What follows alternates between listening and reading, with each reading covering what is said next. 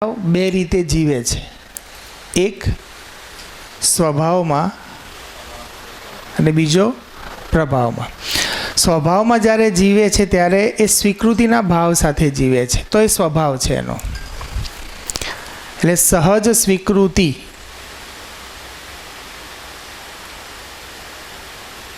આપણને ઘણીવાર એવું લાગે કે સહજ સ્વીકૃતિ શક્ય છે, દરેક ઘટનાને સ્વીકાર કરી લેવાની. કોઈ ખરાબ વ્યવહાર કરે તોય સ્વીકાર કરી દેવાનો, કોઈ ખરાબ ઘટના ઘટે તોય સ્વીકાર કરી દેવાની. તો આવા પ્રશ્નો ઘણા બધા થાય છે, એટલે એને વન બાય વન જોવા પડે. પછી મનમાં એવી ઘટના આવે તો એ ઘટનાને જેવી છે એવી જોવા માટે થોડો સંવાદ કરવો પડે. અને સૌથી પહેલી વસ્તુ તો એ છે કે કોઈ બી વસ્તુને સમજવા માટે એને સાંભળવી પડે, પહેલી જરૂરિયાત. આપણે ઓલરેડી એકાદ વર્ષ પ્લસ તો થઈ ગયું, કદાચ આને 1.5 વર્ષ થઈ ગયું, તો પણ એવી સંભાવનાઓ પૂરેપૂરી છે કે આપણા અંદર બેઠેલા વ્યક્તિઓ ફિઝિકલ બેઠા હોય અને હજી પણ કનેક્ટ ના થયા હોય. પૂરેપૂરી સંભાવના છે. એટલે પહેલી શરત એ છે કે ટુકડે ટુકડે ઘણીવાર સાંભળી તો લઈએ છીએ, પણ સાંભળ્યા પછી એવું થાય છે કે ઘરમાં એક ઘટના ઘટે છે અથવા બહાર પ્રેક્ટિકલ લાઈફમાં કોઈ ઘટના ઘટે છે અને પછી જે સાંભળેલી વાત ઉપરથી વિશ્વાસ તૂટી જાય છે. તો એટલે તૂટી જાય છે કે વાત આપણે પૂરી સાંભળી નથી.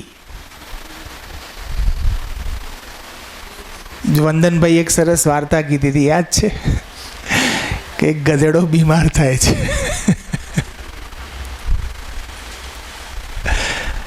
પછી એના માટે વિચારે છે કે આ ગધેડાની દવા કરવા શું કરવું. તો એને જોયું કે ગામમાં એક જણાનો ગધેડો બીમાર થયો હતો. તો એને પૂછવા જાય છે કે ભાઈ તમે તમારો ગધેડો બીમાર થયો તો ત્યારે શું કર્યું? તો એને કહ્યું કે મેં મારા ગધેડાને કેરોસીન પીવડાવ્યું. પેલો માણસ તરત જ ઓકે ઓકે ઓકે એમ કરીને જતો રહ્યો અને એના ગધેડાને કેરોસીન પીવડાવ્યું. ગધેડો મરી ગયો. એટલે એને ગુસ્સો આવ્યો. પેલા માણસ પાસે પાછો ગયો કે તમે આવી સલાહ કેમ આપી? તો કે મારી વાત તે પૂરી સાંભળી જ નહીં, મારો ગધેડો પણ મરી જ ગયો હતો. એટલે અહીંયા આપણે સ્વીકૃતિ બરાબર સુખ કહીએ છીએ, તો રિયલમાં સ્વીકૃતિ શું છે એ જ પકડમાં નથી આવી, તો સુખ ક્યાંથી આવશે? આપણે સ્વીકૃતિને ઓલ ઇઝ વેલ કહીએ છીએ, જે થવું હોય થવા દેવાનું, એનો મતલબ સ્વીકૃતિ.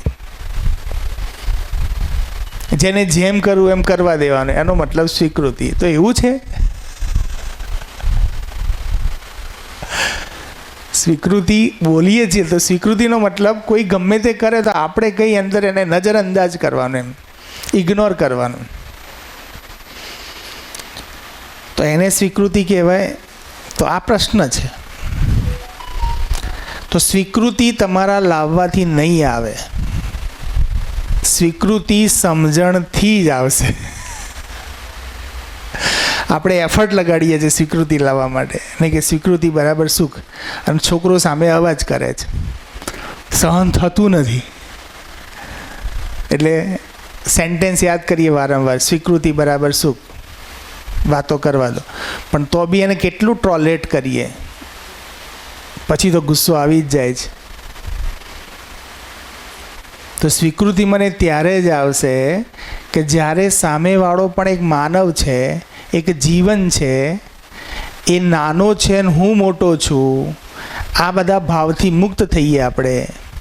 હું એનો શિક્ષક ને એ મારો સ્ટુડન્ટ, હું એનો બાપ ને એ મારો દીકરો, આ બધાથી મુક્ત થઈએ.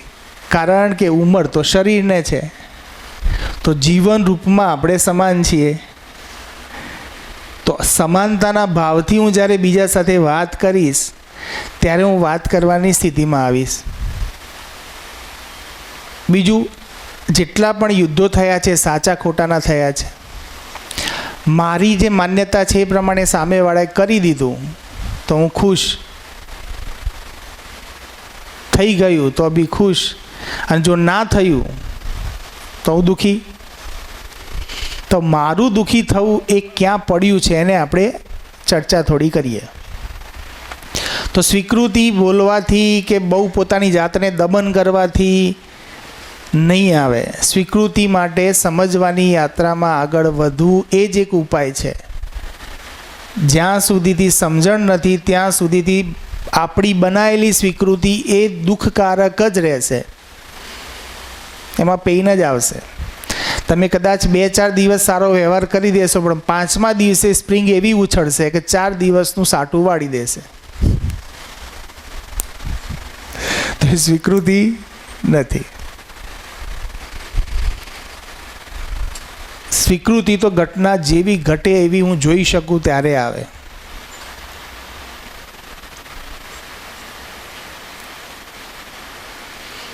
તો સ્વીકૃતિ વિશે તો પછી આપણે કદાચ ચર્ચા કરીએ. પહેલાં પ્રભાવ બાજુ ચાલતા હતા, તો પ્રભાવની વાત કરીએ. તો પ્રભાવના કારણે શું ઉત્પન્ન થાય છે? માનવ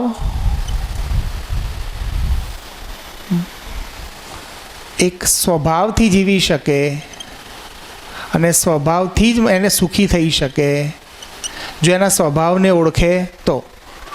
હવે સ્વભાવની પરિભાષામાં આપણે એવા સેન્ટેન્સ વ્યવહારમાં વાપરીએ છીએ કે દરેકનો સ્વભાવ તો અલગ જ હોય, તો આ એ સ્વભાવ નથી. આપણે એમ કહીએ કોઈનો સ્વભાવ તો બદલી શકાય નહીં, જે વ્યવહારમાં વાપરીએ છીએ, તો આ એ સ્વભાવ નથી. આ સ્વભાવ છે નિરંતર સુખી થવાની ચાહત દરેક માનવમાં સમાન છે. આ એ સ્વભાવ છે. એટલે જેને આપણે, કારણ કે શું અહીંયા ઘણી વખત કન્ફ્લિક્ટ એ થાય છે કે જ્યારે બાબાએ જે શબ્દો લખ્યા ને એ પરંપરામાંથી આવ્યા, પણ એની પરિભાષા એમને આપી છે. એટલે આપણે જ્યારે શબ્દ પહેલી વાર સાંભળીએ ને એટલે આપણા મનમાં એમ થાય કે આનો મતલબ આ જ હશે જે આપણે માની બેઠા છીએ, પણ એની પરિભાષા વગર ક્લેરિટી નહીં આવે. આપણે સ્વભાવ એવો માનીએ છીએ કે કોઈનો ગુસ્સો એ સ્વભાવ છે, તામસિક સ્વભાવ હોય, રાજસિક સ્વભાવ હોય. તો આ બધા સ્વભાવ, તમસને એ બધા સ્વભાવ નથી, એ તો મારા આવેગ છે. કોઈ પોઝિટિવ આવેગ છે, કોઈ નેગેટિવ આવેગ છે. મારો તો સ્વભાવ છે એ જ મારી મૂળ ચાહત છે, અને મારી મૂળ ચાહત એ જ નિરંતર સુખી થવાની છે. તો એ સેન્સથી જ્યારે હું દરેક માનવ સાથે વ્યવહાર કરું ત્યારે મને ખબર પડે કે સામેવાળો માનવ પણ સુખી થવા માગે જ છે. એટલે એ સુખી થવા માગે એટલે એની દરેક માન્યતાને આપણે તૃપ્ત કરવી એવી જરૂરી છે. કોઈ ખોટી માગણી લઈને આવે તો એને તૃપ્ત કરવી જરૂરી છે. તો સાચી છે કે ખોટી છે એની વાત તો મૂકી શકાય. એટલે દરેકને તૃપ્ત કરવા એ બી કંઈ સ્વીકૃતિ નથી કે એ પણ સ્વભાવ નથી. આપણે એવું માની લઈએ કે ભાઈ સ્વીકૃતિ એટલે કોઈ જીદ કરે ને તો એની જીદ પણ પૂરી કરી દેવાની, તો એ સ્વીકૃતિ નથી. સ્વીકૃતિ સહીની જ થાય, સાચી વસ્તુની જ સ્વીકૃતિ થાય, ખોટી વસ્તુની સ્વીકૃતિ થાય નહીં. તો ખોટી વસ્તુની સ્વીકૃતિ ન થાય તો ખોટી વસ્તુમાં શું આવેગ કરવાનો નહીં, એને સાચું શીખવાડવાનું. આપણી પૂરેપૂરી સહજતા સાથે સામેવાળાને વાત મૂકવાની. એનું સમજવું ના સમજવું એ એની પાત્રતા અને યોગ્યતા પર આધીન છે, પણ એની પાત્રતા અને યોગ્યતા ન વધે ત્યાં સુધીથી મારું લાગેલું રહેવું એ મારો, એને આપણે શબ્દ વાપરીએ કે એ મારો, એને શબ્દ પકડવા નથી આવતો, એ મારી ફરજ છે. યસ, એ મારી ફરજ છે. હું ઉપકાર નથી કરતો, કોઈની સાથે સારો વ્યવહાર કરીને ઉપકાર નથી કરતો, પણ સારો વ્યવહાર કરવો સામેવાળા વ્યક્તિ સુધીથી મારે સાચી વાતનું ધ્યાન લઈ જવું એ મારી ફરજનો ભાગ છે, નૈતિક ફરજનો. જો હું એ નહીં કરું ને તો એની પીડા મારામાં રહેશે જ.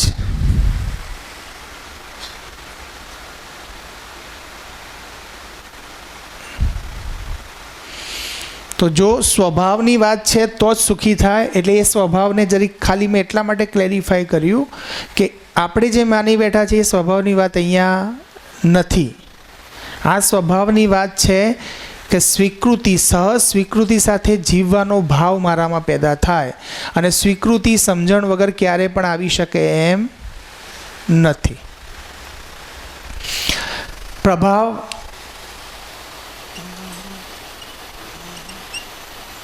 પ્રભાવના કારણે દબાવ, અને દબાવના કારણે શું લખ્યું હતું આપણે?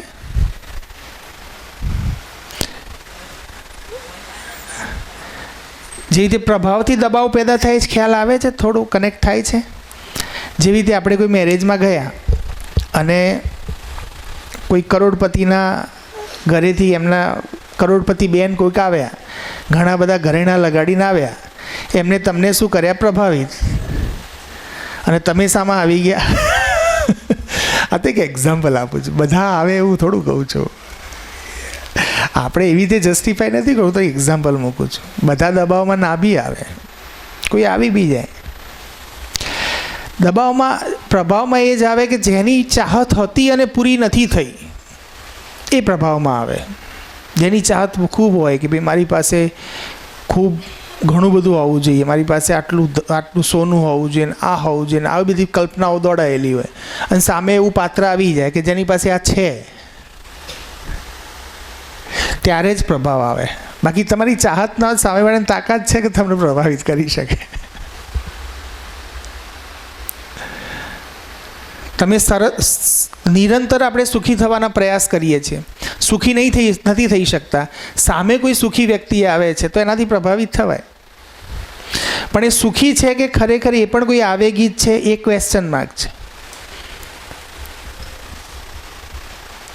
જેવી રીતે યુટ્યુબ જોતા હોઈએ અને મને ટ્રાવેલિંગનો શોખ હોય, અને હું ટ્રાવેલિંગનો કોઈ વિડીયો જોતો હોઉં, અને કોઈ વ્યક્તિ ખૂબ ફરતો હોય, ખૂબ ટ્રાવેલિંગ કરતો હોય, અને હું ન કરી શકતો હોઉં, તો પ્રભાવિત થાઉં. અને પ્રભાવના કારણે મને પણ એમ થાય કે હું જે કામ કરી રહ્યો છું એમાંથી હું છૂટતો જ નથી, હું પણ ટ્રાવેલિંગ નથી કરી શકતો, મારે તો ખૂબ કરવું છે. દબાવ આવે. દબાવના કારણે જે કરીએ છીએ એ બી બગડે. તો થાય ને આવું. તો પ્રભાવ અને દબાવ બંને ઇન શોર્ટ જોવા જઈએ તો આવેગો જ છે, અને એ જ દુઃખનું કારણ છે. આ સુખની વાત છે, આ દુઃખની વાત છે. આ બાજુ જે વાતો થાય છે બધા દુઃખની વાતો છે. ઓકે, દબાવથી આપણા અંદર ભય પેદા થાય છે. ભય દબાવથી જ પેદા થાય. ઓકે, આને આપણે ચેલેન્જ કરી શકીએ. કોઈ મગજમાં કોઈ વિચાર આવે તો મૂકી શકીએ. આપણે જોઈએ, બધા જોઈએ ને. મારી તો સમજમાં આવ્યું એટલું હું તમારા આગળ મૂકું છું. તો મારે બી ચેક કરવું છે કે હું સમજો છું એ બરાબર છે કે નહીં. તો વાત આવે તો કંઈ ખ્યાલ આવે. એક જાગૃત માનવે, એક સમજદાર માનવે એક વાત કીધી, એ વાતને હું બી સમજવાનો પ્રયત્ન કરું છું. હું મારી પાત્રતા પ્રમાણે, યોગ્યતા પ્રમાણે સમજી શકું છું, અને એ પ્રમાણે તમારા આગળ રજૂ કરું છું. જો તમારા મનમાં પણ કોઈ એવો પ્રશ્ન હોય તો તમે મૂકો, તો એ વેરીફાઈ થાય. બરાબર? તો 2 મિનિટ આપણે જ્યોત્સનાબેન પેલા પ્રશ્નો લઈએ, આપ એકવાર રિપીટ કરીને. બરાબર? જો ભયની અંદર આપણે 4 કીધા, કોઈને યાદ છે કયા કયા?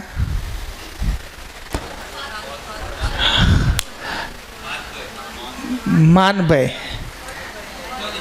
આપણે સ્ટેપ બાય સ્ટેપ જઈએ. સૌથી પહેલું જનરલી ભય રહેતો હોય એટલે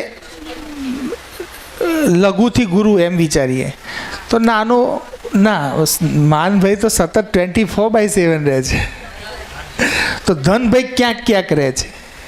ક્યારેક ક્યાંક સાંભળી લઈએ, કોઈ પેપરમાં વાંચી લઈએ કે ફલાણા મારા પડોશીના ઘરે ચોરી થઈ, એટલે ત્યારે વધારે ચિંતા થાય. ત્યાં સુધી તો નિરાંત હોય જ છે. એટલે સતત. ઓકે, એના સિવાય બી ધન ભય ઘણી બધી જગ્યાએ છે, ડગલે પગલે હોય જ છે. આ બધા ભય તો સતત જોડાયેલા જ છે. પણ એક વખત આનાથી મુક્ત થઈ શકે માણસ, પોતાનો સંતોષ વ્યક્ત કરે ધનને લઈને, તો એનાથી મુક્ત થઈ શકે. એ અઘરું કામ નથી એમ. પછી બીજું છે પદ ભય. એનાથી થોડો મોટો. એકવાર ધન ચાલી જાય ચાલે, પણ પદ જતું રહે તો અઘરું. એના પછી છે માનભાઈ. ઓકે, આપણને આનાથી એટલો ખ્યાલ આવે કે આ બાળકોમાં નથી જોવા મળતું, ક્યાંક ક્યાંક જોવા મળે છે. જે તે ક્લાસમાં કોઈને મોનિટર બનાવી દીધો, પછી એને મોનિટર પર ઉતારી દીધો. ઓકે, ક્લાસમાં કોઈનો ફર્સ્ટ નંબર આવી ગયો, પછી એનો ત્રીજો ચોથો પાંચમો નંબર આવી ગયો. તો એ દરમિયાન એનું પદ, જે ક્લાસમાં જે પદ હતું, એનું જે સ્ટેટસ હતું મોનિટરનું કે હોશિયાર વિદ્યાર્થીનું, એ એનું પદ થઈ ગયું ને. એ તૂટે છે એટલે એના અંદર ભય પેદા થાય છે. તો એ બધાની અંદર જનરલી શું છે કે એનું માન ઘવાય છે, એટલે માન ભય છે. અને સૌથી અલ્ટિમેટ જો જોઈએ છીએ, આનો ભય આમ સૌથી મોટો ભય છે. જો આને જીતી લઈએ તો કદાચ આના ઉપર થોડું કામ વધુ સારી રીતે થઈ શકે. એટલે જ કદાચ એકાદ વાક્ય મને યાદ આવે છે. સ્ટીવ જોબ્સે કંઈક કીધું હતું એના એક યાત્રાની અંદર. એની કંપની પેલી થઈ ગઈ, પછી એ કંપનીમાંથી એને છૂટો કરવામાં આવ્યો, અને પછી પાછો આવ્યો, અને પછી કંપનીને ફરીથી એક ઊંચાઈ ઉપર લઈ ગયો. ત્યારે એમને એમ કહ્યું હતું કે ભાઈ, હું આ સફળ થયો એની પાછળનું એક કોટેશન છે, અને કોટેશન એવું છે કે હું એવું માનું છું કે જિંદગી એવી રીતે જીવવી જોઈએ કે આ જિંદગીનો છેલ્લો દિવસ છે. તો મતલબ આ સેન્ટેન્સનો ભાવાર્થ એટલો જ છે કે મારે જિંદગી એવી રીતે જીવવી જોઈએ કે હોશમાં રહીને, બેહોશીમાં નહીં. જ્યારે આપણને એમ કીધું ભાઈ એક જ દિવસ આપણી પાસે છે, તો આપણે બધા સાથે સારો વ્યવહાર કરીએ, ખરાબ કરીએ. ના, પણ કોઈક એવો બી હોય કે આ જો હવે છેલ્લો જ દિવસ છે. એટલે આ બધા વાક્યો ક્યાંક થોડા અધૂરા પડે છે. કેમ? કાંઈક સમજણ વગર બી જો છેલ્લો ટાઈમ હશે ને તો કે પૂરું કરીને જવું એમ. તો એ ટાઈપનો પણ વિચાર આવે.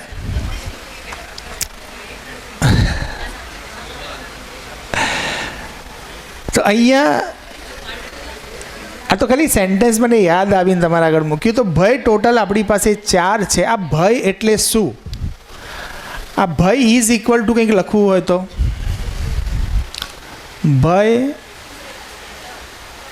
ઇઝ ઇક્વલ ટુ, હા, ડર is equal to insecurity, insecurity is equal to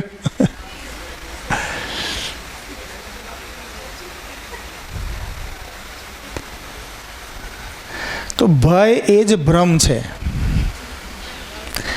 ભય એ જ ભ્રમ છે, અને ભ્રમ એ જ અસત્ય છે, અને અસત્ય એ જ દુઃખનું કારણ છે. કારણ કે એની કોઈ વાસ્તવિકતા છે નહીં. હું જે એક્ટિવિટી આજના દિવસમાં કરું છું, હવે મને કેવી રીતે મારે ચેક કરવું કે ખરેખર હું ભયભીત છું કે નહીં? તો હું આજે જે એક્ટિવિટી કરું છું, કોઈ પણ XYZ, કે પૂનમ ભરવા જાઉં કે ગમે તે, અને હું એને બંધ કરું અને પછી મારા ભાવને જોઉં તો મારા અંદર કેવા વિચારો આવે છે. જો ભય આવે છે તેનો મતલબ તમે જે ખૂંટે બંધાયેલા છો ખૂંટો ખોટો છે.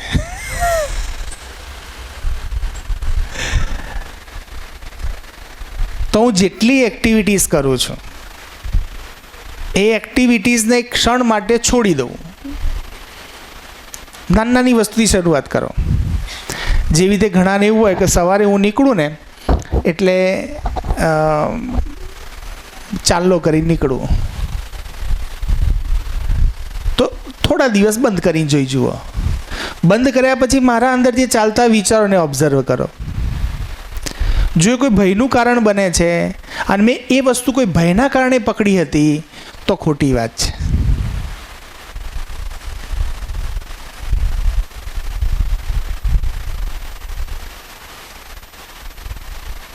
તો આપણે કામ કરીએ છીએ, સેમ કામ કરીએ છીએ, પણ એની પાછળનો મોટિવ રોંગ છે,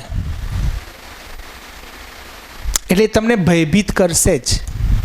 જેવી રીતે આપણે ટીચરનું એક્ઝામ્પલ આપો કે માની લો કે હું કોઈ જગ્યાએ, હું એમ્પ્લોય છું અને કોઈ જગ્યાએ કોઈ કંપનીમાં હું લાગ્યો, અથવા હું ટીચર છું કોઈ સ્કૂલમાં હું લાગ્યો. અને મને એમ થયું કે હું બેસ્ટ ટીચર છું. મને ઘણા બધાએ કીધું હતું કે યાર તમે તો બહુ બેસ્ટ ટીચર છો. એટલે મેં જગ્યા બદલી એટલે ત્યાં પણ મારા મનમાં તો પડ્યું જ હતું હું તો બેસ્ટ ટીચર છું. હવે બેસ્ટ ટીચર કહે કોણ? મને કોઈ કહે તો હું બેસ્ટ ને, કોઈ ના કહે તો ક્યાંથી એમ. એટલે હું આવ્યા સાથે પહેલો હું ટ્રાય શું કરીશ,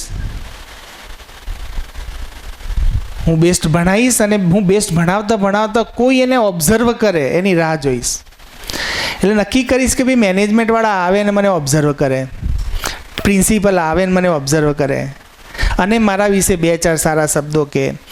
આવા મોટિવ સાથે મેં ક્લાસમાં ભણાવવાનું શરૂ કર્યું. 12 મહિના થઈ ગયા, કોઈ આવ્યું જ નહીં. હવે મને એ જ કામથી નફરત થશે. કેમ? ટીચિંગ કરતો હતો પણ મોટિવ ખોટો પકડાઈ ગયો હતો. એવી રીતે હું પૂજા કરું, બરાબર, ઇટ્સ ઓકે, આસ્થા વિધિનો વિરોધ નથી કરતો, પણ હું જે કરું છું એની સાથે હું કયા મોટિવથી જોડાયો છું, ઇટ ઇઝ વેરી ઇમ્પોર્ટન્ટ. જો મોટિવ ખોટો હશે કે મારા કોઈ ડર કે ભય મુક્તિ માટેનો મોટિવ છે, તો એવી તો ભય મુક્તિ નહીં થાય તમારા સમજ વગર. આપણે જાણતા અજાણતા ચમત્કારની દુનિયામાં ઘૂસી જ જઈએ છીએ. અહીંયા સ્પષ્ટ કીધું છે કે આ સૃષ્ટિ પર, આ પ્રકૃતિમાં, આ અસ્તિત્વમાં ક્યાંય પણ ચમત્કાર છે નહીં. ચમત્કાર એટલે જે વસ્તુ મારા સમજમાં ન આવી અને મેં જોઈ તો ચમત્કાર. જેવી રીતે પહેલાં વીજળી પડતી હતી, ખબરમાં નથી આવતી કે આ તો ધન અને ઋણ આયનો વચ્ચે પાસે આવે છે અને મોટું ટ્રાન્સફોર્મેશન વિદ્યુત ઉર્જાનું થાય છે. એટલે આપણે કહેતા હતા કે ઇન્દ્રદેવનો પ્રકોપ હશે, એટલે માણસો ગભરાઈ જતા. તો એટલા દિવસે ચમત્કાર તરીકે ચાલ્યો. જેવી ખબર પડી ગઈ, હવે આજના સમયમાં કોઈ એવું બોલે છે કે ભાઈ વીજળી પડી ઇન્દ્રદેવ ગુસ્સે થઈ ગયા એવું? એક સમય એવો બી હતો કે જ્યારે લોકો વાત કરતા આવી. તો મારું સમજમાં ન આવવું ઇઝ ઇક્વલ ટુ ચમત્કાર. જેવી રીતે હમણાં 2 દિવસ પહેલાંની એક વાત કહું તમને. પરમ દિવસે મારી પાસે એક દીકરી આવી, 94%, અને એને એવું કીધું કે સાહેબ હવે મને એમ લાગે છે કે મારાથી સાયન્સ નહીં થાય. એટલે મને એક પ્રશ્ન એમ થયો કે એનાથી નહીં થાય તો આ ક્લાસમાંથી કોનાથી થશે? 94%ની દીકરી હોય અને હોશિયાર, અને જો એનાથી સાયન્સ ન થાય તો આ અહીંયા ક્લાસમાં ભણેલા કોઈ છોકરાની પાત્રતા નથી કે સાયન્સ કરી શકે. એને પોતાનો વિશ્વાસ ગુમાવ્યો. ઓકે, તો વિશ્વાસ ગુમાવવામાં મેં એને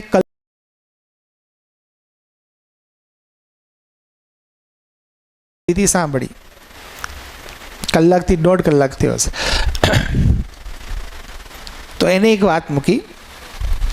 એના વિશ્વાસ તૂટવાનું કારણ તો એટલું જ હતું કે જે જગ્યાએથી આવી ત્યાં પહેલો નંબર લાવતી હતી. અહીંયા ઘણા બધા પહેલા નંબરવાળા ભેગા થયા, અહીંયા એનું એ સ્ટેટસ જળવાયું નહીં, એટલે માનભાઈ લાગી ગયો, પદભાઈ બી લાગી ગયો, માનભાઈ બી લાગી ગયો, એની પાછળ રિસ્પેક્ટ બી જોડાયેલી હતી, એ પણ લાગી ગઈ.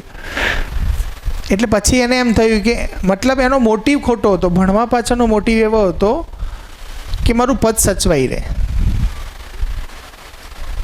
તો ભણવાનો મોટિવ તો પદ સાચવવાનો છે નહીં. ઓકે, બીજી હતું કે એની આર્થિક રીતે પણ થોડી તકલીફ હશે, એ બી બની શકે. પછી એની સાથે વાત કરતાં કરતાં એ બહુ આસ્થાવાદી છે. તો કે સાહેબ હું તો માનું છું. બીજું માનવાનું કોને ના પાડી, પણ માનવાની પાછળ જે તમે જે છે જાણ્યા વગર માની લો છો એ પ્રોબ્લેમ છે. માનવું એ પ્રોબ્લેમ નથી, પણ માના હુઆ જાન લો, જાના હુઆ માન લો. એ તો માન્યામાં આવી જ જાય. જે જાણેલું એને માનવા માટે જરૂર ના હોય તો આવી જ જાય. તો એને કહ્યું કે જ્યારે હું 10માની પરીક્ષા આપતી હતી ત્યારે ગણિતના પેપરમાં મને ખબર છે કે સાહેબ મારા 2 દાખલા ખોટા પડ્યા હતા. મારા 90-91 માર્ક્સ આવે એમ હતા. મારા મેથ્સના ટીચર રોજ મને બેસ્ટ ઓફ લક ને આવા મેસેજ કરતા હતા. મેથ્સનું પેપર પત્યું પછી મેં સરને કહ્યું કંઈક પહેલું જ પેપર કે બીજું પેપર હશે, ખબર નથી, એને કે શરૂઆતમાં જ હતું. પછી મેં સરને કીધું કે સર મારું તો પેપર બગડી ગયું, માર્ક્સ નહીં આવે, અને મારો મૂડ ખરાબ થઈ ગયો. એટલે એના શિક્ષકે પણ બીજા દિવસથી એને પેલું બેસ્ટ ઓફ લક કહેવાનું છોડી દીધું. હવે છોડી દીધું કે ભાઈ એમનો વિષય પતી ગયો એટલે એમને બંધ કર્યું, એ તો ભગવાન જાણે. ભગવાન જાણે એટલે ભગવાન બી ક્યાંથી જાણે. જો બોલાઈ જાય છે ઘણા શબ્દો. તેના મનમાં નેગેટિવિટી થઈ ગઈ. જો હવે તો સર છે ને, મેં કીધું ખરાબ પેપર ગયું તો સરની અપેક્ષા પૂરી ના કરી એટલે સર હવે મારી સાથે સારો વ્યવહાર કરતા નથી. પછી રિઝલ્ટ આવ્યું તો રિઝલ્ટમાં એના 99 માર્ક્સ આવ્યા. એટલે મને એમ થયું કે મેં ભગવાનમાં જે શ્રદ્ધા રાખી તેના કારણે આ થઈ ગયું. કે એ દિવસે મેં ભગવાનને પ્રાર્થના કરી હતી, ભગવાન કંઈક કરજે એમ. અને ત્યાં બોર્ડના પેપરમાં ત્યાં ભગવાન જાતે ગયા અને 91ના 99 કરીને આવી ગયા. એટલે કે સાહેબ હું તો ચમત્કારમાં માનું છું. એ તો બરાબર છે બેટા. હવે આ બધી માન્યતાઓ જો ડગલે પગલે આપણે કેવી માન્યતાઓ બનાવીએ છીએ. પછી એને મને બીજી વાત કરી કે સાહેબ ચમત્કાર તો હોય. મેં તો કેવી રીતે હોય, બીજું એક એક્ઝામ્પલ આપ. તો કે જ્યારે મારા દાદા હતા ને એ જ્યારે ગુજરી ગયા ને તો એના 5-6 દિવસ પહેલાંથી અમને કહેતા હતા કે હું તો બેટા હવે જવાનો છું. અને 5 દિવસ પછી એ ગુજરી ગયા. તો મેં તો મને બી ખબર છે કે હું એ જવાનો છું, તું બી જવાની છે, બી મને ખબર છે. કોણ રહેવાનું છે આ શરીર સાથે, કોણ રહેવાનું છે? મેં તુક્કો લગાડ્યો ને સાચો પડી ગયો. એટલે એવું કંઈ દેખાઈ જાય કે હું અત્યારથી આ 4થા દિવસે આમ જવાનો છું એમ, મને યમરાજ લેવા આવવાના છે. સિંગડાવાળા, આપણે તો ચિત્રણ થયેલું છે ને, પાક્કું ચિત્રણ થયેલું છે. સિંગડા હોય પેલા શાના ઉપર હોય, આપણે એવા ચિત્રણ કર્યા છે. અને તમે જુઓ, ઓબ્ઝર્વ કરવા પડશે, નહીં તો નહીં પકડવા આવે. ઘણી વાર તો આવું વિચારતા ડર લાગે કે સાલ હું આવું વિચારીશ તો કોઈ અહિત તો નહીં થઈ જાય. એટલો ડર છે. કાલે આપણે લાઇબ્રેરીની બેન મારા ઓફિસમાં આવતા હતા, બેન લઈને આવ્યા. બેને એમ કહ્યું કે ઓફિસમાં આવતા બેન ડરતા હતા. તો મેં ડર તો મેં થોડો આપ્યો હતો. ડર કોની પ્રોપર્ટી? હું તમારાથી ડરું, તે પ્રોપર્ટી મારી. હું ડરું છું ને. તેમાં સામેવાળાનો ક્યાં રોલ? સામેવાળો ખરાબ બી વ્યવહાર કરે તો મારી જો સમજણ હોય તો જે ડર છે ને પેદા થવાનું કારણ કદી જો પકડવા જઈએ ને તો એવું મારા ધ્યાનમાં એવું આવે છે કે જેટલા બી આ ભય બી શાના કારણે પેદા થયો છે કોઈ કહી શકશે? આ ભય પેદા થયો એ ભ્રમના કારણે. ઓકે, આ ભ્રમ ને આ ભય શાના કારણે પેદા થયા? તો આપણા અનિશ્ચિત આચરણના કારણે. માનવ એના આચરણ સાથે નથી ને એ મૂળ સમસ્યા છે. બાકીની 3 અવસ્થાઓમાં નિશ્ચિત આચરણ છે. આપણને આજે બી જે ભય છે, તમે કોઈની સાથે કામ કરવા જાઓ છો, કોઈની સાથે કોઈને જરૂર છે ને કંઈ મદદ કરો છો તો તમને વિશ્વાસ નથી કે સામેવાળો વ્યક્તિ ફરીથી ક્યારે પણ મારી સાથે આવશે, મને મદદ કરશે. મતલબ મારે માનવના આચરણની અનિશ્ચિતતા છે જે ભય પેદા કરે છે.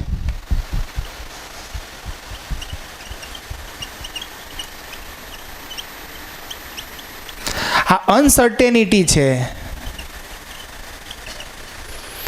આ જે અનસર્ટેનિટી છે એ જ ભયનું કારણ છે. બીજાને તો જવા દો, મને મારા જ આચરણનો વિશ્વાસ નથી. મને જ ખબર નથી કે આજે હું શું વિચારું, કાલ શું વિચારીશ. એ જ મારા અવિશ્વાસનું કારણ છે. મને જ મારા ઉપર વિશ્વાસ નથી. જે ક્ષણે મને મારા આચરણ ઉપર વિશ્વાસ થઈ જશે, હું સામેવાળા ઉપર વિશ્વાસ મૂકી શકીશ. અને માનવ તો માનવીય વ્યવહાર જ કરી શકે છે. એની તાકાત નથી કે બીજો વ્યવહાર કરે. જો બીજો વ્યવહાર કરવા ગયો તો ફસાઈ ગયો. મતલબ અંદર કંઈક અલગ ને બહાર કંઈક અલગ, જેને આપણી ભાષામાં કહીએ પોલિટિક્સ. પોલિટિક્સ રમવા ગયો તો એ ફસાઈ જશે. એનું પેઇન એને ભોગવવાનું જ છે. ક્ષણિક એને લાભ થશે, પણ એ ક્ષણિક લાભથી એને એમ લાગે છે કે આ તો સરસ મજાની વસ્તુ થઈ ગઈ. એક દિવસ લોટરી લીધી અને લાગી ગઈ, એટલે દર વખતે લાગે એવું શક્ય નથી.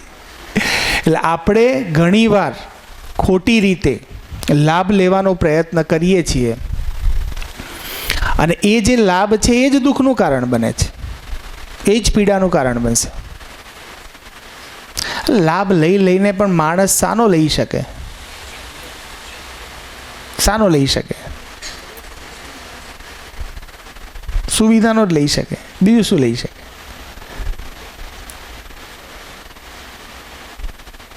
અને એ તો જે દિવસે સુખી થઈ ગયો ને, નિરંતર સુખી, એ દિવસે તેની પાસે ધારે એટલું આવી શકે એમ છે.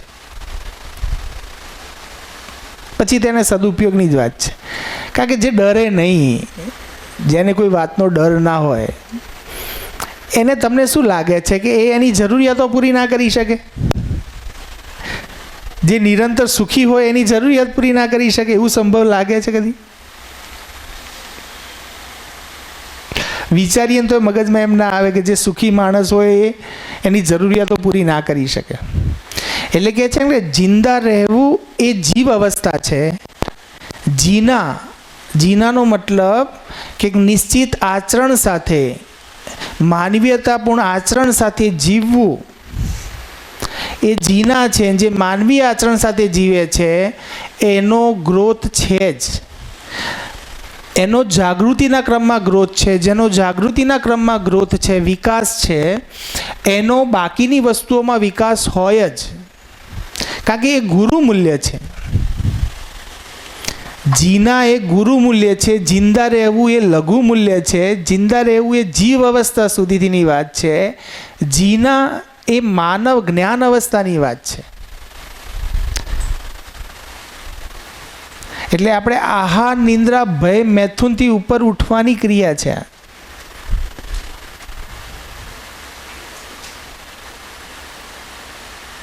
તો ભ્રમ શું છે? મને ભ્રમ છે, ડર છે. શાનો છે? મને કોઈ ખરાબ વ્યવહાર કરશે ને શું થશે તો એનો ડર છે ને.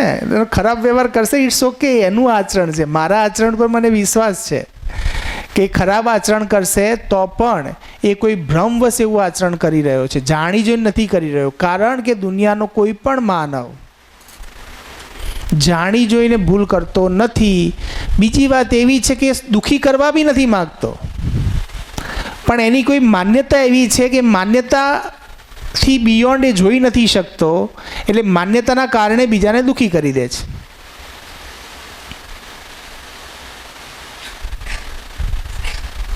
હા બોલો ને.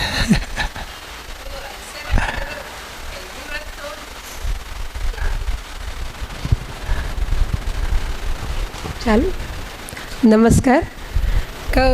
આજે તમે ભયની વાત કહો છો ને સર, તો ભય તો ઘણી વખત કેવું થાય છે ખબર સર? મને મારો કિસ્સો યાદ આવે છે, કારણ કે હું આવું ભયમાં થોડી ઓછી રહું એમ છે એકથી. એટલે જ્યારે હું પહેલી શરૂઆતમાં જોબ કરવા અહીંયા સર્વોદયમાં ગઈ, અમારા ટ્રસ્ટીએ એ દિવસે અમારી મિટિંગ લીધેલી કે ફીસ એ વખતે ક્લાસ ટીચરને ઉઘરાવવાની હતી, પાવતી આપીને એમ. તો પછી કે અમારો નિયમ કર્યો એ દિવસે કે જે કે ફી ના લાવે ને મેમ કે બધાને કીધું તો કે જે નજીકના છે એમને ઘેર લેવા મોકલવાના, અને જે દૂર છે એમને 12-3 પીરિયડ બેસાડવાના. મેં કીધું સારું ને, હું સર નિયમને પાલન કરવાવાળી છે એકથી એમ. હવે મેં બીજા દિવસે જ્યારે મિટિંગ પતી ગયા પછી અમે ક્લાસમાં ગયા. પછી ક્લાસમાં ગયા, મને ખબર નહીં કે મારા ક્લાસમાં ત્રણેય ટ્રસ્ટીના છોકરા મારા ક્લાસમાં. હવે શ્રવણભાઈ કેલાનો છોકરો બી મારા ક્લાસમાં, ઈશ્વરભાઈના, એટલે થયું એવું કે 3 મીઠા પૈસાના ત્રણેયના છોકરા મારા ક્લાસમાં 6થા ધોરણમાં. અને મીઠાભાઈ દૂર રહે એટલે મેં એમના છોકરીને પિંકીને બહાર બેસાડી અને ઓલા અમને ધવલ ને ભરતને મેં ઘેર લેવા મોકલ્યા ફી. એ વખતે લગભગ ક્લાસમાંથી 13 જણાને ઘેર મોકલ્યા. હવે થયું એવું કે ઈશ્વરભાઈ જમવા આવેલાના છોકરાને ઘેર ફી લેવા મોકલેલો. ઈશ્વરભાઈનો તો પારો પછી આમ મેં કીધું વાંધો નહીં કહ્યું. મેં કીધું આપણા તો ખબર ભય તો હતો નહીં, કારણ કે જે મારા આચરણ ઉપર મને વિશ્વાસ હતો. પછી ઓલા શ્રવણભાઈ એવું થયું, કારણ કે અમારે સ્કૂલમાં એ વખતે બપોરની હતી જ્યારે 1996માં. એ જમવા આવેલા શ્રવણભાઈ અને ધવલભાઈ ઘરે ગયેલા ફી લેવા. હવે થયું એવું કે જેવા ઘેરથી ઓલો એ વખતે ફોન ઘુમાયો ને પ્રિન્સિપાલ ઉપર ફોન આવ્યો, અલ્પા મેમ શાહ ઉપર. અલ્પા મેમ તરત જ મને બોલાવી, જ્યોત્સનાબેન શું વર્તન કર્યું તમે? અમારા પ્રિન્સિપાલ ભય એકદમ કેટલો ભય મને એમ એ વખતે ઉત્પન્ન કરવા પ્રયત્ન કરેલો એમ. બેન તમે ભરતને ધવલને ઘેર ફી લેવા મોકલ્યો? મેં કીધું હા, એ નજીક રહે છે મેં એમને ઘેર મોકલ્યો. કાલ આપણે ટ્રસ્ટીએ કહ્યું હતું તો પણ મને કે બેન તમારે પૂછવું જ તું. મેં પૂછું છું, ક્લાસમાં બધાને પૂછ્યું કે કોની ફી બાકી, બધાએ આંગળી ઊંચી કરી. જે નજીક હતા એમને બધાને કીધું મેં લેવા મોકલ્યા, અને જે દૂર હતા એમને મેં બહાર બેસાડ્યા છે બધાને સરનામા પૂછીને. પછી અલ્પાબેન હે ડરાવે મને, હે કે ડરાવે મને કે બેન તમારે કાલથી નોકરી પાકી ગઈ. મેં કોઈ વાંધો નહીં, જશે તો મારે તો કીધું કામ કરવાની ધગસ છે, મને તો બીજે પણ મળી રહેશે. તમે આ ડર આપતા હો તો મેં એમ ના આપો. મને કે ટ્રસ્ટીને શું જવાબ આપશો? મેં દાવા દો ટ્રસ્ટીને. પછી ટ્રસ્ટી આયા તરત જ થોડી જ વારમાં ફટ દઈને ગાડી લઈને દોડમ દોડ ઈશ્વરભાઈએ બોલાવી મને ઓફિસમાં. બેન તમે આ શું કર્યું? કે મારા બાબલાને ઘેર મોકલ્યો? મેં સર તમે નિયમ તમે જ બતાવ્યો હતો, તમે નિયમ બતાવ્યો, તમે એવું કહ્યું હતું કીધું ને. એ છોકરો કીધું મારા ક્લાસમાં તમારો છે એ કીધું મને ખબર નથી કીધું, અને હું રૂલ્સ પ્રમાણે ચાલી છે એમાં સર મારો કોઈ વાંક છે નહીં કીધું, અને તમારે જે એક્શન લેવો હોય એ લઈ શકો છો. તો મને કે બેન તમે આ જે કર્યું છે બહુ સરસ કર્યું કે, અને હવે 7મા ધોરણમાં ક્લાસ ટીચર તમને જ બનાવવાના છે કે. અને પછી જેમ જેમ એમના છોકરા આગળ ગયા ને એમ સર ક્લાસ ટીચર એમને, અને એટલું યુક્ત મને બધાએ જે સુપરવાઇઝરે બધાએ ડર આપ્યો કે જ્યોત્સનાબેન તમને કાલથી તો કે અમે ઈશ્વરભાઈ કે અહીંયા આવે છે કે ભાઈ દાવા દો કે તમે કે જવાબ આપતા કે ડરશો? મેં કે શું કામ ડરું? बराबर. એટલે આ સર ડર આજુબાજુ जिसके पास जो होगा वो. પણ આજુબાજુ સર ડર પેદા કરવા વાળા બી ઘણા બધા હોય છે સર. એમ તમે શું ઘણી વાર વિચારો, તમને ધ્યાન આવશે કે આ દુનિયામાં અત્યારે જેટલા પણ બિઝનેસ ચાલે છે ને એ ડરના બિઝનેસ જ છે. આજે શું સાચા લાગે છે તમને? આ સ્કૂલો ચાલે છે એની પાછળ બી શું છે? ડર છે ને. તો ડર કે એક ઘટના સાથે નથી જોડાયો, ડગલે પગલે જોડાયો. આજે મા બાપને એમ છે કે મારા બાળકનું શું થશે, કેમ? કારણ કે એમને પોતાના ઉપર વિશ્વાસ ના હોય, આપણને બી એવું હોય. તો ડર તો છે જ બધી જગ્યાએ. ડરથી મુક્ત થવા માટેનો એક જ ઈલાજ છે કે સમજદાર થવા. આજે તમારી વાત શું, મારી વાત બી કરું કે જ્યારે હું મંત્ર સાથે મેં બહુ ખરાબ વ્યવહાર અપ ટુ 10th સ્ટાન્ડર્ડ સુધી તો થયો જ મારો, એગ્રેસિવ સ્વભાવના કારણે. તો હું જોતો હતો કે હવે ઓબ્ઝર્વ કરું તો મને ખ્યાલ આવે કે અલ્ટિમેટ આ કરવા પાછળનું કારણ શું હતું? તો ઇનસિક્યોરિટી. અત્યારે બિલકુલ નથી,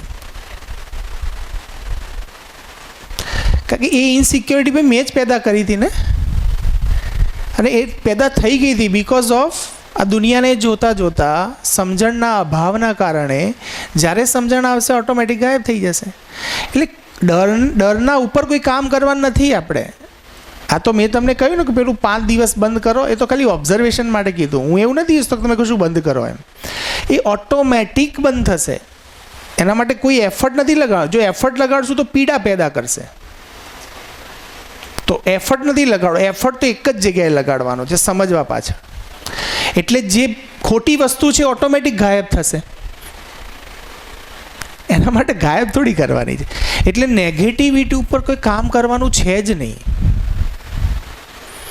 આપણે નેગેટિવિટી ઉપર કામ કરવા જઈએ છીએ એટલે વધારે ડિસ્ટર્બ થતા જઈએ છીએ. તો નેગેટિવિટી ઉપર કોઈ કામ નથી કરવાનું, કારણ કે નેગેટિવિટી ઓલરેડી એની વેલિડિટી છે. તમે સારો વ્યવહાર કરતા જશો, સારી રીતે પોતે શુદ્ધ ભાવથી જીવતા જશો ને, તો નેગેટિવિટી તમારાથી ઓટોમેટિક જે અત્યારે બી હશે, ધીમે ધીમે ધીમે જે ખોટી વસ્તુઓ ઓટોમેટિક તમારી લાઈફમાંથી ગાયબ થઈ જશે. એટલે હું અત્યારે આ રીતે ડરું છું તો ડર ઉપર કામ કરું? નો. આપણે ડર ઉપર કામ કરીને એવું બોલીએ છીએ કે આઈ એમ સ્ટ્રોંગ પર્સન, ડર કે આગે જીત હૈ. એટલે આપણે પોતાના કોન્ફિડન્સને એવી રીતે બતાવીએ છીએ કે મેં ડર ઉપર જીત મેળવી છે. ભાઈ ક્યાંય જીત નથી મેળવી. એ જીત મેળવીને ભાવ બી નકામો છે. એ બી તમને કોઈક દિવસ થકવી કાઢશે. ક્યાંય જીતવું નથી.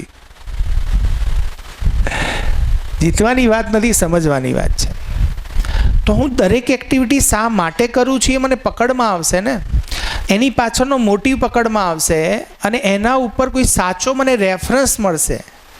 જો સાચો રેફરન્સ નહીં મળે ત્યાં સુધી તો આ વસ્તુ ચાલવાની. અત્યાર સુધી સમસ્યા આ થઈ છે.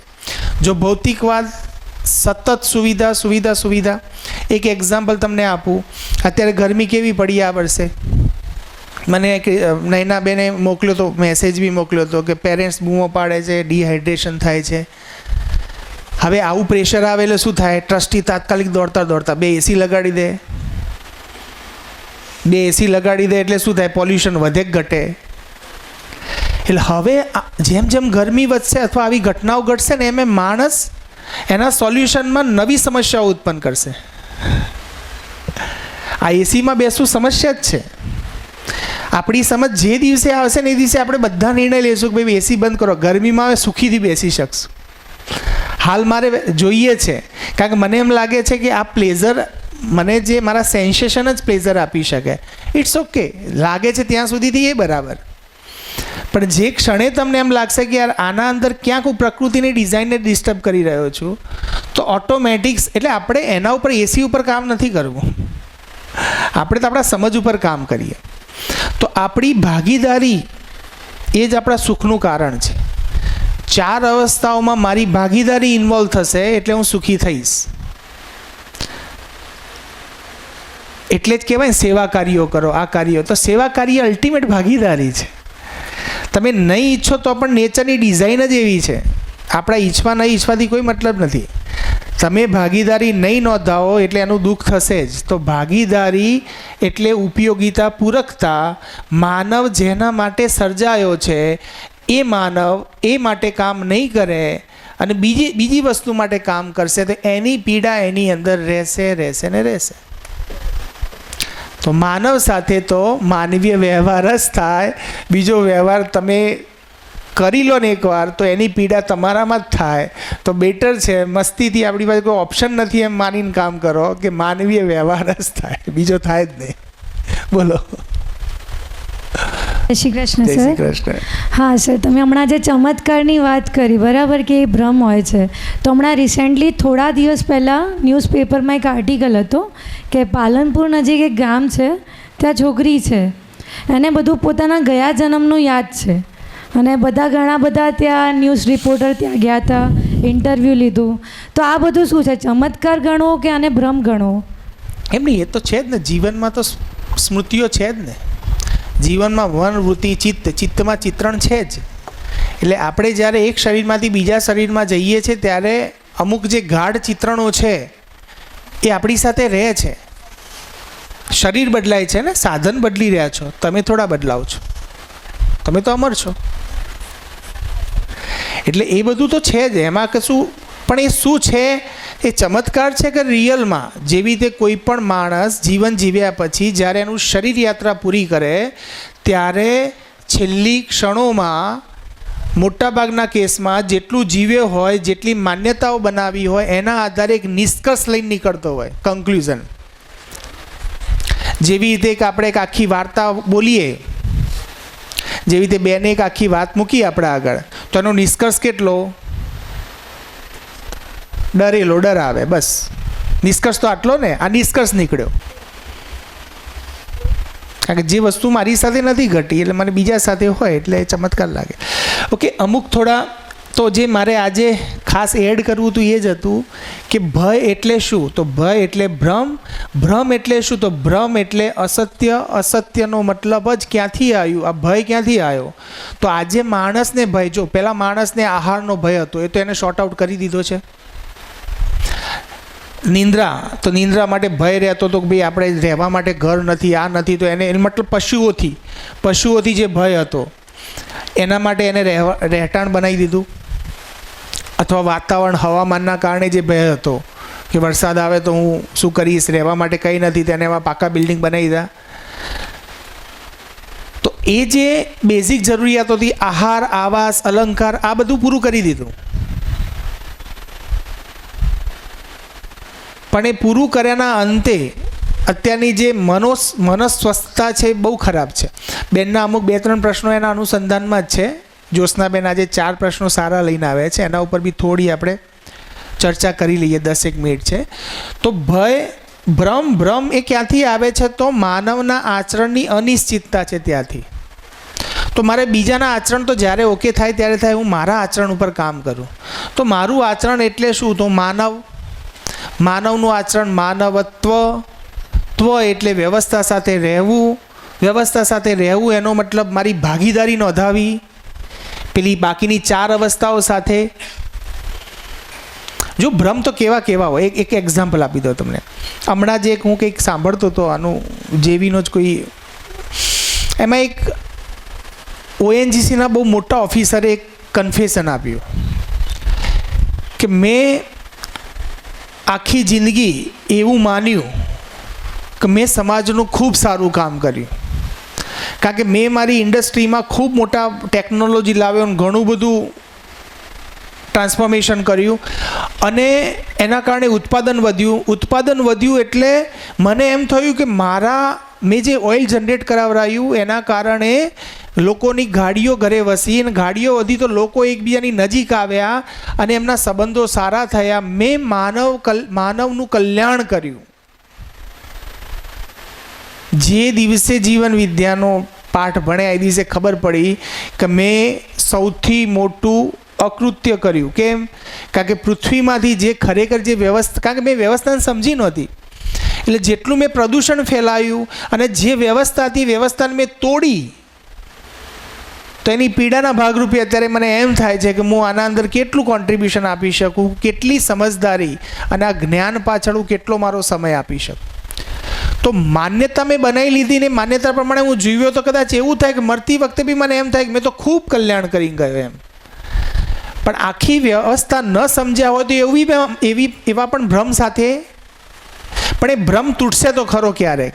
જેવી રીતે એ અધિકારી હતા, એમનો ભ્રમ તૂટતા 70 વર્ષ લાગ્યા. તો ભ્રમ એ પરમેનન્ટ નથી. ભ્રમ તૂટે, એની વેલિડિટી હોય. જ્યારે સત્યની વેલિડિટી ના હોય, એ નિત્ય હોય. આજે બી છે, પહેલાં બી હતું, ભવિષ્યમાં બી છે. તો સત્ય એ નિત્ય છે અને જે દેખાય છે પરિવર્તન એ નિત્ય નૂતન થતા જાય છે. પણ સત્ય હંમેશા નિત્ય અને સુખકારી જ હોય. તો એને સમજવું તો રહ્યું ને. સમજ્યા વગર ક્યાંથી ખબર પડશે સત્ય શું છે? અત્યારે તો સત્ય એટલે કોઈ માણસ સાચું બોલે એને સત્ય કહેવાય.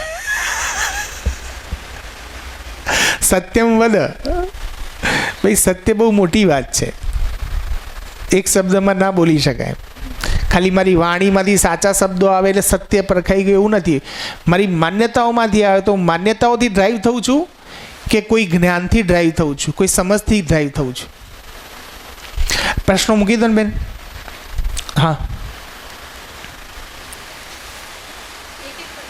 હા એક મૂકો ને એટલે આપણે થોડી.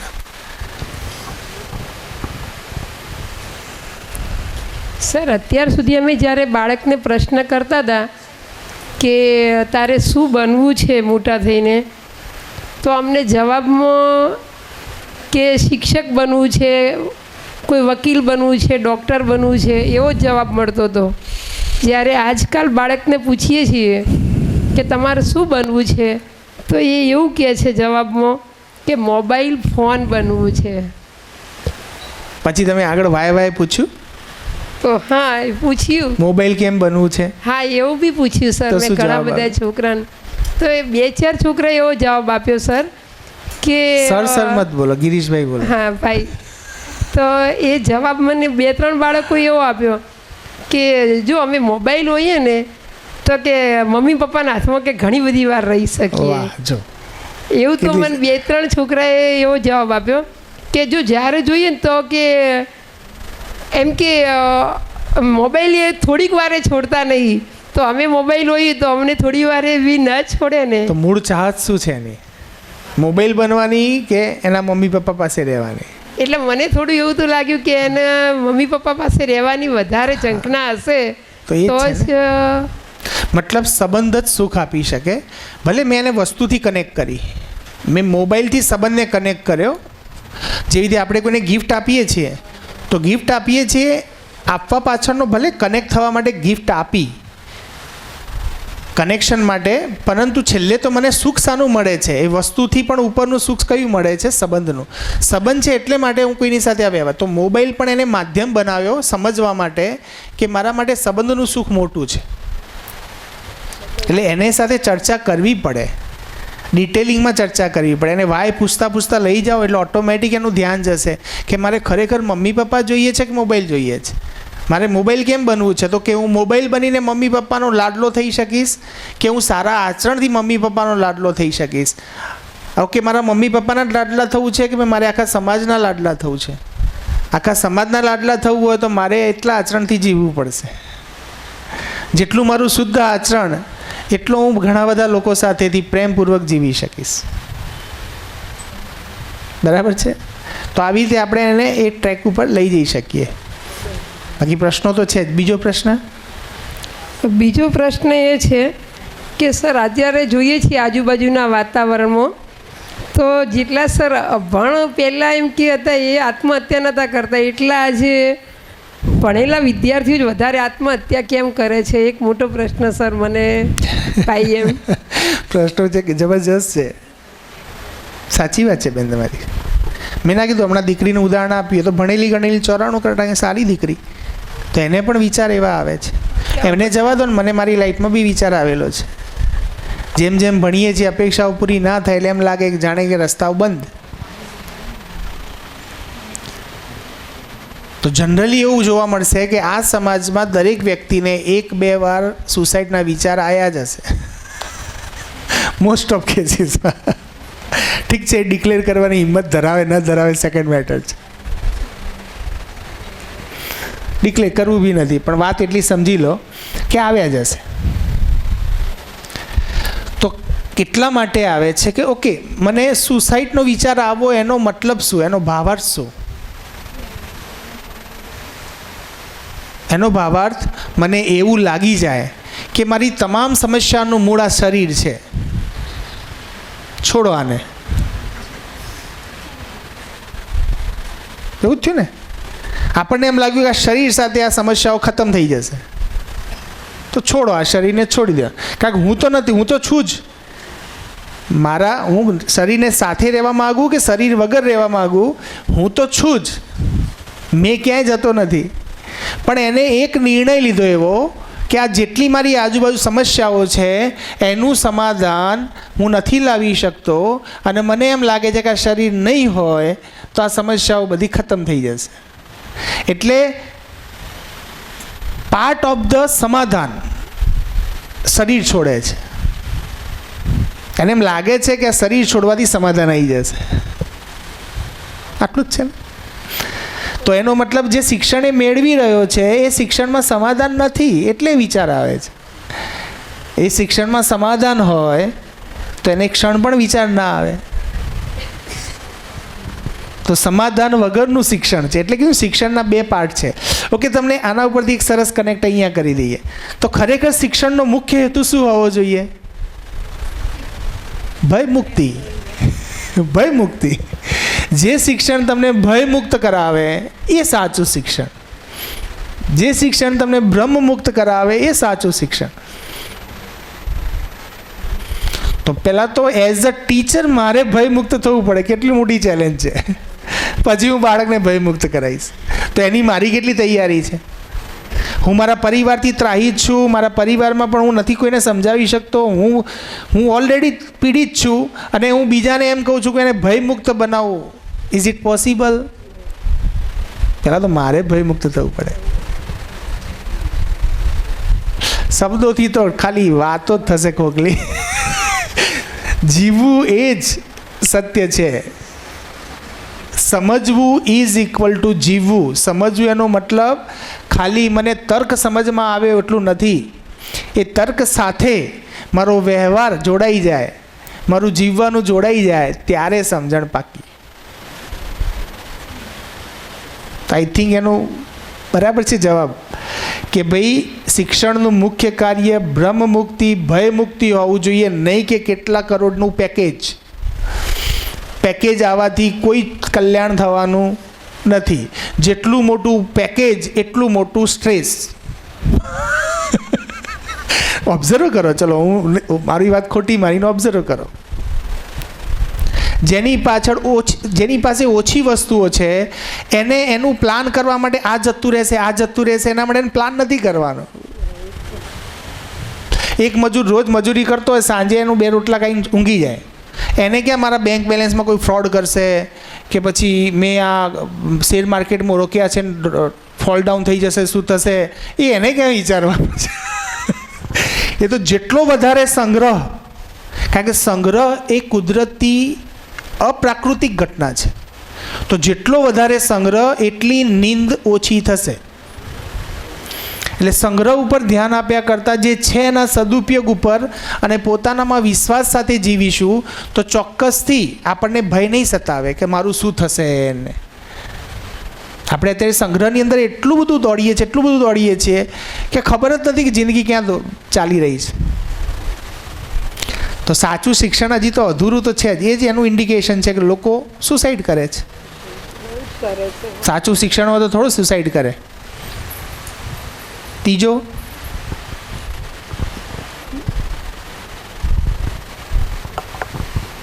જો આ રીતે પ્રશ્નો આવશે ને તો આપણે ચર્ચા સારી કરી શકશું.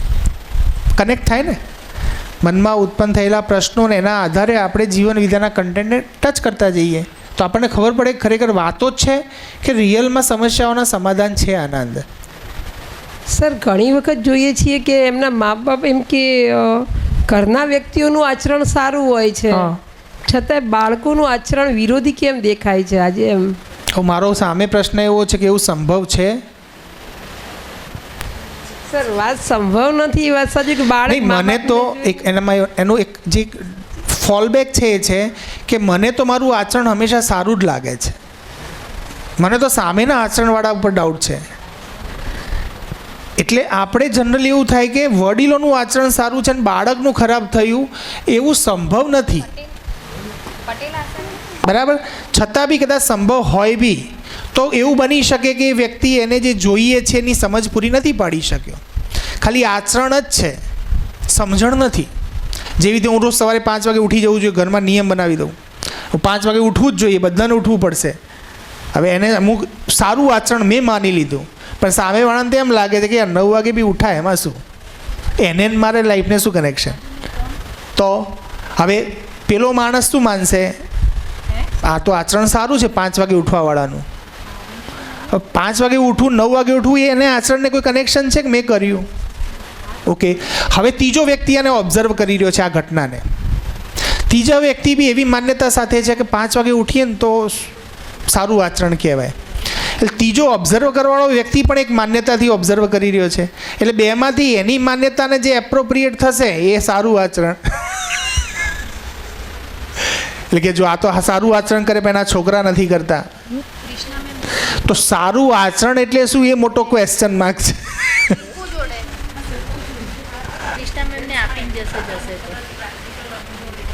ના, એમનું કહેવું એમ છે કે એક ઘરની અંદર વડીલો સારું આચરણ કરે છે અને બાળકો, હા, તો ખરેખર એવું સંભવ છે?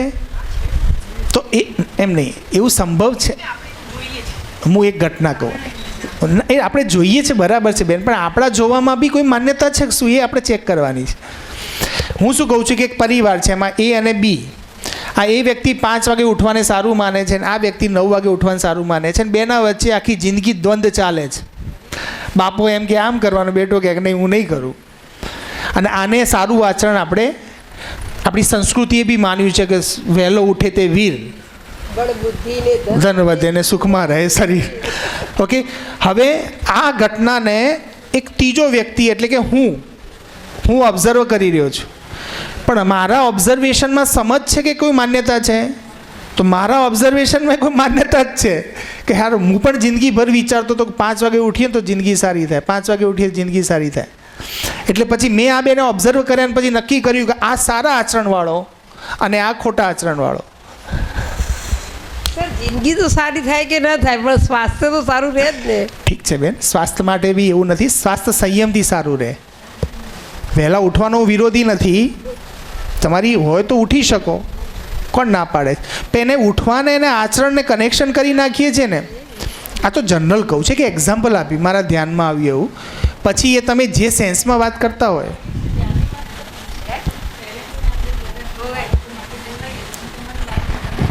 એટલે પેરેન્ટ્સનું આચરણ તમને સારું લાગે છે. જે રીતે હું કોઈ ગુરુજીના આશ્રમમાં એટલે એમના સત્સંગમાં જાઉં તો મને ગુરુજી બહુ આદર્શ, બહુ સારા લાગે છે. પણ જ્યારે ગુરુજી સાથે હું મહિનો રહેવા જાઉં એટલે ખબર પડે કે આ તો બધું.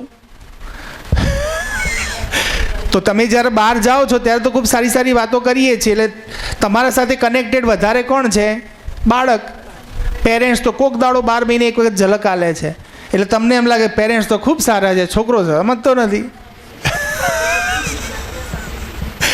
પૂરું પિક્ચર જોવું પડે. તમે ટુકડે ટુકડે જોઈને ટેલર જોઈને આખા પિક્ચરનું કલ્પના કરવા જશો ને તો અઘરું કામ છે. પ્રશ્ન ઉદ્ભવ્યા એટલે એમ થાય કે ના સારા છે ને પ્રશ્ન સારા. હું એમ નથી કહેતો, હું તો જસ્ટ મારી સમજ પ્રમાણે વાતને મૂકું છું. તમને એમાંથી જે ગ્રહણ કરવા જેવું લાગે કરો, અને મારું ધ્યાન દોરાવવા જેવું લાગે તો ધ્યાન દોરાવો કે ભાઈ આવું ના હોય હોય. બરાબર છે ને? તો એવી રીતે આપણે જજ કરીએ છીએ. પહેલાં તો જજ કરવું એ જ બેઝમાં નેગેટિવ છે. જજ કરવું જ ના જોઈએ. જજ કરવું એ સમસ્યાઓનું કારણ છે. જજમેન્ટ કદી નહીં લેવું, જે જેવું છે એવું જોવું. ઓકે, ચોથો પ્રશ્ન. વાલીગણ જે છે એ બાળકોના ઓછા ગુણ એટલે કે ટકાવારી ઓછી આવે તો એનો સ્વીકાર જ નથી કરતા સર. મતલબ એમ તો પછી શિક્ષક ઉપર દોષારોપણ, મતલબ અને એ પણ जिसके पास जो होगा वो बांटेगा ही.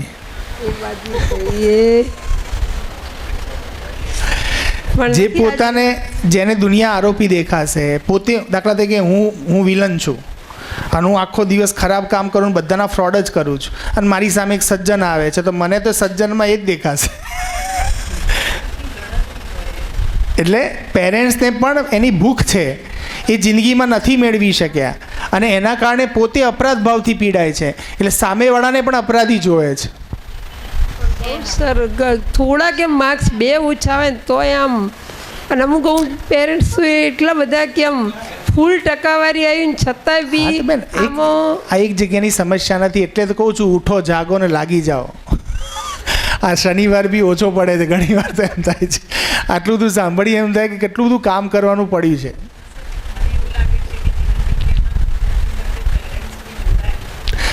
નહીં, પહેલું કામ બેન એ છે કે સ્ટેપ બાય સ્ટેપ જાય વધારે સારું. કારણ કે પેરેન્ટ્સને હજી આપણા આચરણ ઉપર વિશ્વાસ નથી.